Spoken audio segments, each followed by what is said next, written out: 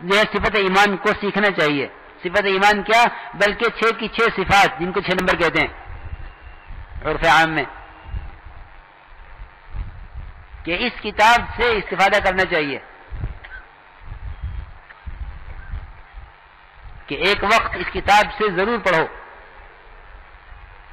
تاکہ ہمیں یہ پتہ چلے کہ یہ 6 صفات کیا ہیں، ورنہ یہ ہماری آپ کی باتوں کی نظر ہو گئی ہیں، ہماری آپ کی باتوں کی نظر ہو گئی. ایک صاحب نے 1 منٹ میں 6 نمبر بیان کیے، تو ہمارے مشورہ کے ایک ساتھی کہنے لگا کہ انہوں نے تو ریکارڈ قائم کیا ہے کہ 1 منٹ میں 6 نمبر بیان کیے. میں نے کہا ریکارڈ نہیں قائم کیا اس نے، بلکہ اس نے تو 6 نمبروں کو ضائع کیا. بیان کرنے کا ریکارڈ نہیں قائم کیا، ضائع کرنے کا ریکارڈ قائم کیا. یہ کلمہ کہہ گیا، اسے کلمے کی خبر نہیں، یہ نماز کہہ گیا، اسے نماز کی خبر نہیں. میرے محترم دوستو، بزرگوں، عزیزوں، اس لیے ہم عرض کرتے ہیں اہتمام سے کہ ایک وقت، ایک دن فضائل سے تعلیم کرو، ایک دن منتخب احادیث سے تعلیم کرو، کیونکہ ہم امت کو ان 6 صفات کی تعلیم دینا چاہتے ہیں احادیث کے ذریعے سے، تاکہ ان 6 صفات کی اہمیت پیدا ہو. یہ کیا ہیں؟ ہماری صاحب رحمۃ اللہ فرماتے تھے کہ ہر نمبر ایک سمندر ہے، مگر وہ تو وہ جانے نا سمندر میں کیا ہے جو اندر گہرائی میں اترے، کہ سارے جواہرات اور ساری موتی قیمتی، وہ تو سارا کا سارا نیچے تہہ میں بیٹھا ہوا ہے اور یہ اوپر سے گزر رہا ہے.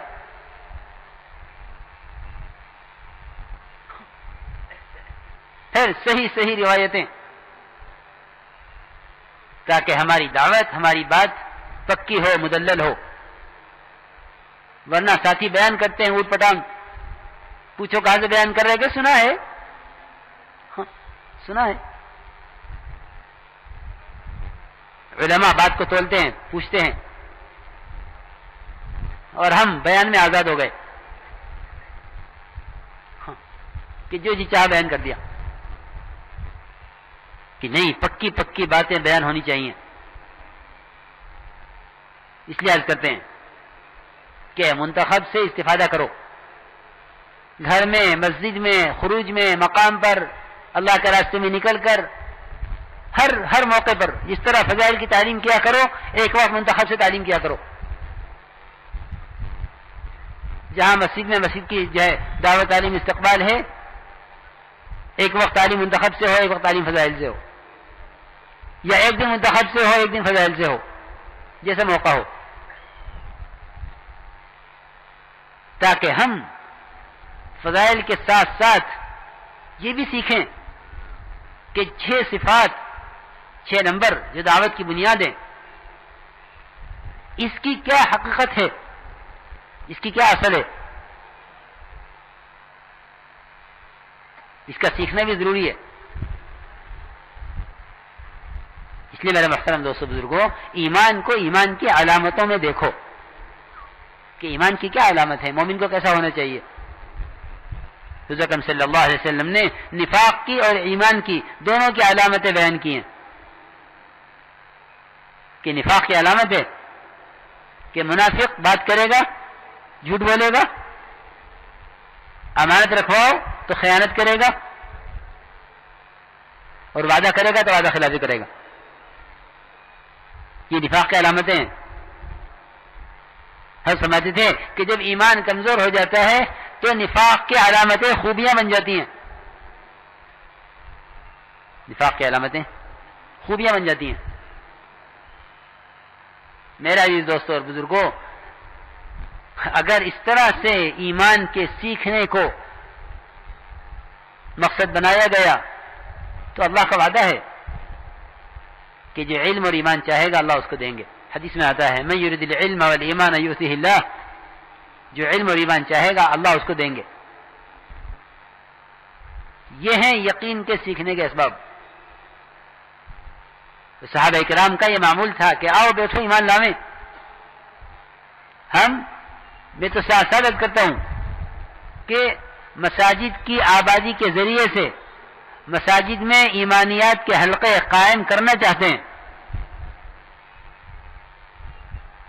تاکہ مسجد میں ایمان کے حلقوں میں ایمان سیکھا جاوے.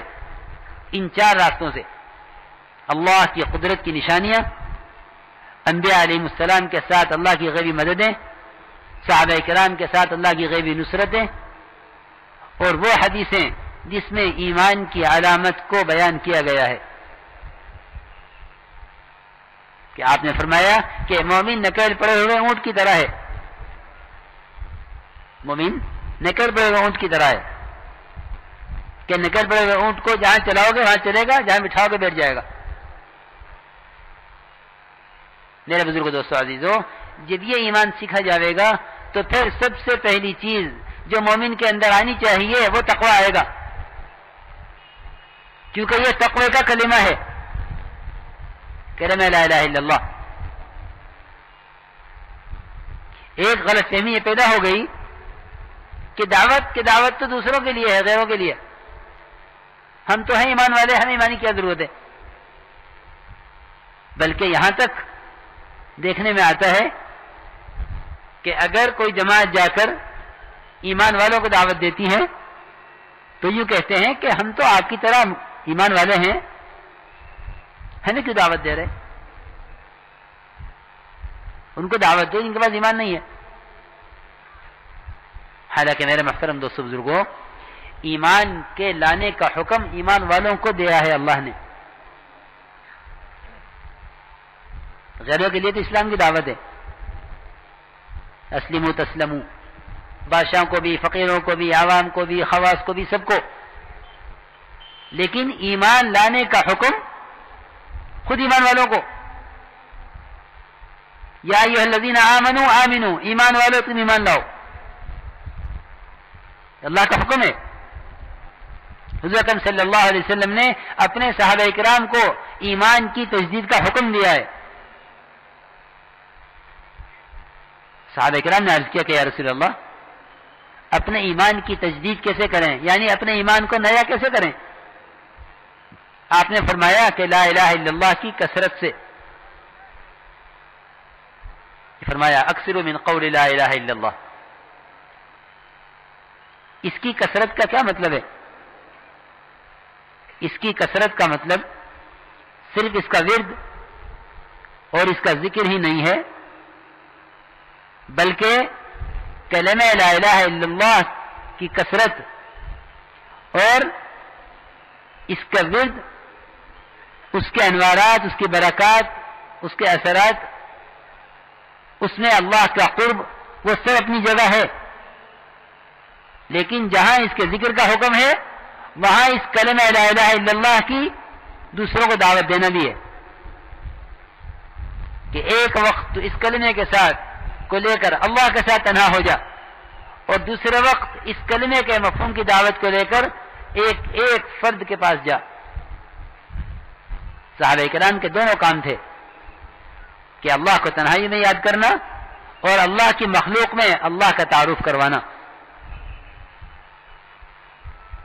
اس لیے میرے محترم دوستوں، صحابہ کرام کو اس کا حکم دیا گیا کہ وہ اپنے ایمان کی تجدید کریں. حالانکہ صحابہ سب ایمان والے اور اعلی ایمان والے. عثمان رضی اللہ تعالی عنہ ایک حلقے میں بیٹھے ہوئے تھے، وہاں سے حضرت عمر رضی اللہ تعالی عنہ کا گزر ہوا تو فرمایا کہ تمہارے حلقے میں وہ شخص بیٹھا ہوا ہے کہ اگر اس کے ایمان کو ایک بڑے لشکر پر تقسیم کیا جائے تو سب کے لیے کافی ہو جائے. ایسے صحابہ کہ اللہ رب العزت ان کے ایمان کو قیامت تک کے لیے نمونہ بنا رہے کہ آمنو کما آمن الناس، اے لوگوں ایسے ایمان لاؤ جیسا ایمان صحابہ کرام لائے. میرے بزرگ دوستو عزیزوں، اس ایمان کی دعوت سے وہ تقوی آئے گا جو تقوی ساری نیکیوں کی جڑ ہے. حدیث میں آتا ہے التقوی میراث الحسنات، کہ تقوی ساری نیکیوں کی بنیاد ہے، جڑ ہے، کہ کوئی نیکی تقوی کے بغیر نہیں ہے۔ تقوی کا کیا مطلب؟ لوگ کہیں تقوی تقوی، کیا تقوی؟ تقوی کہتے ہیں ہر حال میں اللہ سے ڈرنا۔ جھک کر چلنے کا نام تقوی نہیں ہے کہ آدمی جھک کر چلے، کہ تقوی۔ عمر رضی اللہ تعالیٰ عنہ نے جھک کر چلنے والے کے سینے پر ہاتھ مار کے فرمایا التقوی ہاں ہونا، کہ تقوی تو دل میں ہوتا ہے۔ تقوی کہاں ہوتا ہے؟ دل میں، کہ اللہ کا خوف دل میں ہوگا، کہ تقوی کی جگہ یہ ہے۔ اسی لیے فرمایا ہے کہ مومن کا دل مفتی ہے، استفتی قلبک، کہ باہر کے مفتی تو بعد میں، سب سے پہلے دل کا مفتی ہے، کہ ہر مومن کو چاہیے کہ وہ پہلے اپنے دل سے پوچھے